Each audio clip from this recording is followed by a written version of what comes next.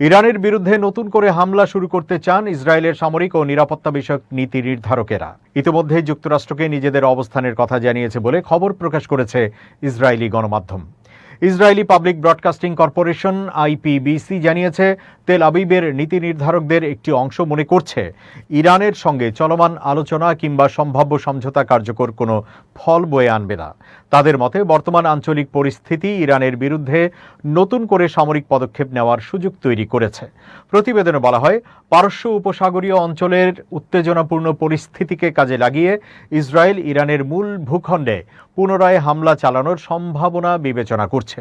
এই লক্ষ্য সামনে রেখে গত মাসে যুক্তরাষ্ট্র ও ইসরায়েলের সামরিক কর্মকর্তারা সম্ভাব্য লক্ষ্যবস্তুর একটি নতুন তালিকাও তৈরি করেছেন। জানা গেছে, ওই তালিকায় ইরানের বেশ কয়েকটি অপরিশোধিত তেল শোধনাগার এবং জ্বালানি সংশ্লিষ্ট গুরুত্বপূর্ণ স্থাপনাকে অন্তর্ভুক্ত করা হয়েছে। আইপিবিসির প্রতিবেদনে আরও বলা হয়েছে, ওয়াশিংটনের কাছে পাঠানো বার্তার মাধ্যমে ইসরায়েল স্পষ্ট করেছে যে তারা ইরানের ওপর আবারও হামলা চালানোর পথ খুঁজছে এবং এই বিষয়ে সব ধরনের বিকল্প খোলা রয়েছে।